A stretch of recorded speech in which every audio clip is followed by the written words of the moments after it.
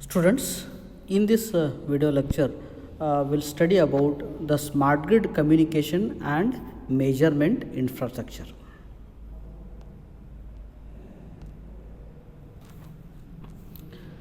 The content of my video is we'll discuss about what is communication and measurement. Next, we'll discuss about the characteristics of smart grid communication technology. Later, we'll talk about the LAN, HAN, and NAN technologies. Okay. So, now come to the communication and measurement.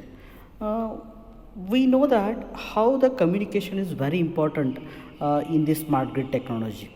That communication, the measure basically we are measuring the data, we are monitoring the components, and we are controlling some of the equipments which are there in the smart grid in real time. So to do this, we need to have some communication infrastructure. So here the technology plays a very important role that is functioning in the smart grid. So there is a need for some standards and some protocols are very much necessary. That is enforcing, or it must give the security to the transmission of the data of some critical and highly sensitive information which is going on in the communication scheme. The most important aspect of the communication is, as the each and every point or the reliability or the efficiency of the smart grid is dependent on the communication of the data or the data communication.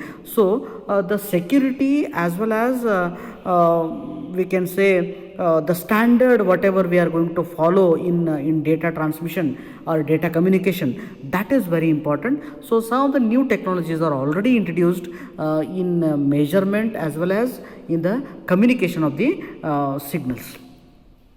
Let us study about what are the different wired and wireless communication technologies that we can have or we can use in our smart grid. Let us study in general. See, first one is the MPLS. MPLS is multi-protocol label switching. It is one of the high performance telecommunication network which is very much useful for data transmission between the different network nodes. Network node means the different substations are treated as nodes. So in between the substation or in between the components in a substation, as we are transferring the data, they are noted as the networks. So that is very important. So in that extent, the MPLS technology or telecommunication network is very much used. Then the next one is WiMAX. Already you know about the WiMAX. The long form of WiMAX is Worldwide Interoperability for the Microwave Access. So this is one of the wireless telecommunication technology where for one point to multi-point data. So from one sender to many receivers, as we are calling it as a point to multi-point. So for point to multi-point data transmission, this type of internet technology is very much beneficial. Then the next option is our BPL. This is called as broadband over power line communication. This type of power line communication with internet access is already in use and very much useful. The next type of technology is about Wi-Fi. Already you know about this is we can use very much in case of wireless local area network, because it has a range problem. So if you have one particular wireless node, so up to certain meters you can have the wireless network. After that you won't get the wireless network. So these are some of the technologies where communication can be done. Additional technologies that include using the fiber optic cable, and by using the mesh network, by using the multi-point spread spectrum network. These are the some options we have in case of the wireless communication. Let us study what are the 5 characteristics of the smart grid communication technology. The very important characteristic of the smart grid is it must have very high bandwidth. The high bandwidth is the one of the best characteristic, and the next characteristic is it must be IP enabled digital communication, because it supports the communication technology must be IP enabled, intellectual property enable communication. Then encryption, the data encryption must be there, because you know that why the data encryption is used, why encryption is used, because when you are transmitting the data from the sender to receiver, one sender to receiver, in between the sender to receiver there is a communication channel, that in that communication channel the hackers may hack the data, then some disturbed data may go to the receiver, and based on that data the decision may be anything, the analysis may be anything. To avoid that, the data which is transmitted from the sender, that is encrypted. So next characteristic is the cyber security, very important. As we are transmitting the data in the communication channel, the security must be provided to that. And the next characteristic is about the support of quality of service and voice over internet protocol. This is very important. These are some characteristics of smart grid communication technology. Now let us discuss about the LAN technology. This is one of the most important communication technology where the many people will use in official purpose for the communication. Already you know about the local area network, or that is LAN.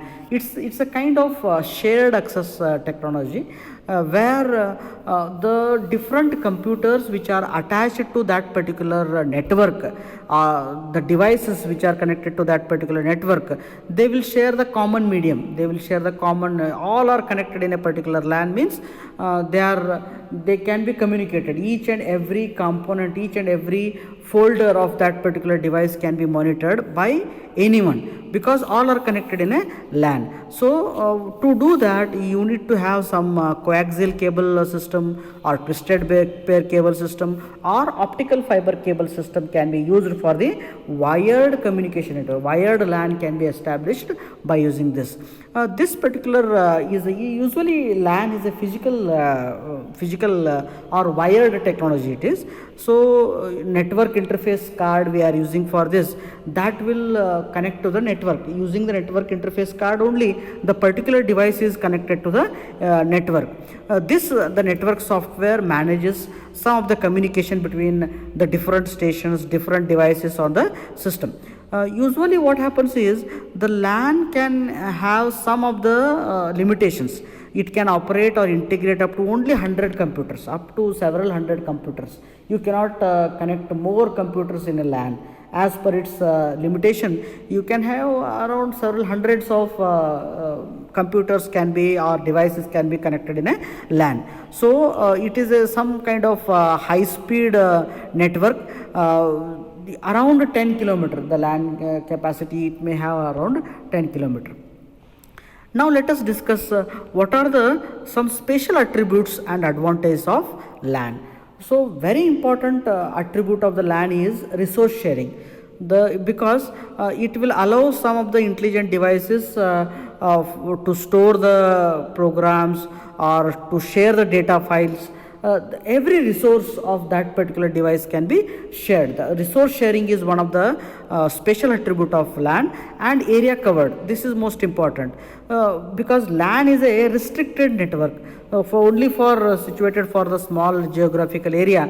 Especially you can give the example of office. In office, all the 10 or 20 computers are connected in LAN. So in office, we can use the LAN connectivity. In utilities, in campus, in institutions, in labs, maybe 10 or 20, 30 computers are connected in a LAN. So like that, it's a area restricted.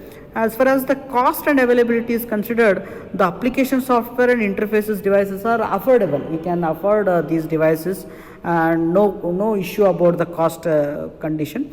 And high channel speed, it can transfer the data up to 10 million bits per second, 1 to 10 million bits per second. That is the speed of data, especially in case of LAN. And as far as flexibility is considered, it can have the low probability of error and easy to maintain and operate. So any people can debug the error and he can operate it very efficiently. So LAN is one of the most efficient and most popular communication technology in case of this.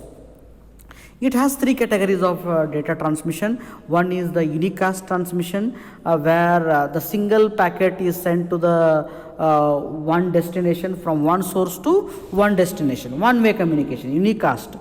And second one is the multicast transmission. In case of multicast transmission, what happens? Single data packet is sent to the many of the nodes. So multicast it is. Many means known. So because one sender is sending to the 10 known devices, 10 only 10 they are known customers. But in case of broadcast transmission, the single data packet is sent to all the nodes which are there in the network. What is the difference between multicast and broadcast now? In case of multicast, the single data packet is going to the known, very known, restricted number of computers. But in case of broadcast, the people who come on that particular address, everybody will receive the data. So the signal is broadcasted. For example, you can take the radio signals. So radio signal is broadcasted with so and so frequency, 98.7, 100, 99.5. So the person, the receiver who comes in that particular range, he will receive that data. Okay, unknown. So sender don't know who is receiving that data. But the point of the multicast is the sender knows that I am only sending to the 10 devices. I am only sending to the 20 devices. Like that communication is called as the multicast data transmission. Let us look into the LAN topologies. The various LAN topologies, architecture structures are used. One is the bus topology, ring topology, star topology, tree topology. This is how you are going to connect your devices, how you are fixing your architecture for the network architecture. If it is a bus type of station propagates the data from all other, it's like a bus. It's like a bus means straight one to other like this. Ring type bus topology means the devices are connected in unidirectional transmission from one device to the second device, second to third, third to fourth to fifth, like that. All the devices are connected in a ring fashion. Then star topology means one center point is there. From that, the devices are connected in a star fashion and data is communicating like that. Tree topology means it's like a tree, how the nodes are created from one of the branches, like that. Its network is communicating like a tree. So now let us discuss about the home access network. So home access network is also a LAN network, but it is confined to the individual home. Okay, it is restricted to one home. So it enables remote control of automated digital devices, appliances throughout that home. So in one home, if 10 intelligent devices are connected, for all the 10 intelligent devices, the network is created. So for that, smart meters, smart appliances, web-based monitoring can be integrated into this level. So now as Smart Grid is insisting the customers to have the smart meters, so smart meter is also one of the IP enabled device, or it is a smart device. So for that particular device we need internet. So that internet or network is given to that particular device. So such devices which are connected in a particular home or house, for that the network is provided, that is called as HAN, that is home access network. Now let us study what is NAN, that is neighborhood area network. It's a wireless network where the distribution of the network is done through wireless technology to the different applications, distribution applications. It will cover around an area which is larger than the LAN, because as it is a wireless communication, the LAN has a restricted area like 10 kilometers, around 1 to 10 kilometers. But by using neighborhood or NAN technology, we can increase the area as compared to the LAN.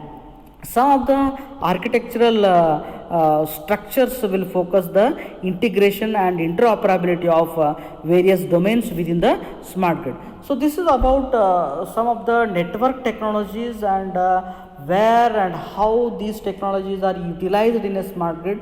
Those all points we studied in this particular video lecture. In the next video lecture, we'll study the next part of this particular model. Thank you.